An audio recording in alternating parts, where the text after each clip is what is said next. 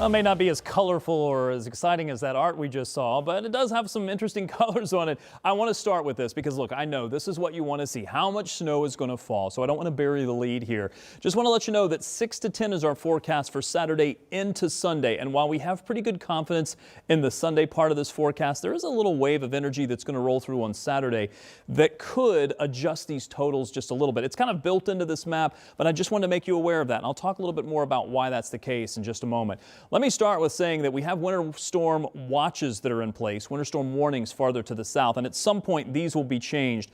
But look at the amount of real estate that's taken up by this winter storm. I mean, the winter storm warnings extend, we're talking hundreds of miles, and will likely continue moving to the east. These parts of the country don't necessarily have that winter storm warning criteria just yet because the storm is still a couple of days out. There's also ice storm warnings that are in place. The snow is going to be a big concern for much of the Ohio River Valley, including what we're expecting to see.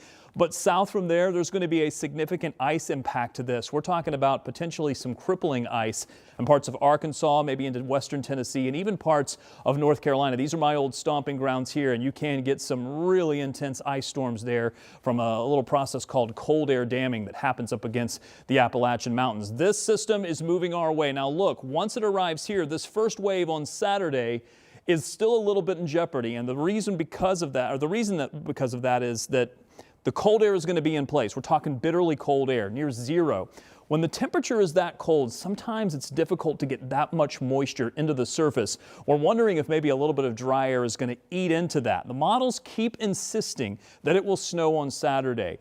We have some questions. I'm not saying it couldn't happen. I just say we are still a little bit curious about what's going to unfold there as we come out of the deep cold air and go into a little bit of milder air. That will certainly be in place by Sunday, and Sunday, the entire day, you can expect snow, potentially moderate snow at times. It's going to happen for a prolonged period. So we do expect, again, this map to get us to 6 to 10 inches of snow in Indy, and your amounts will go down the farther north that you go. Just keep that in mind. I think Sunday travel is going to be almost impossible. Saturday still will be adjusting this forecast as new data comes in. Let me show you the 7-day forecast here. Here's Friday, bitterly cold air, high temperatures in the single digits, wind chills anywhere from maybe 10 to 20 below at the coldest.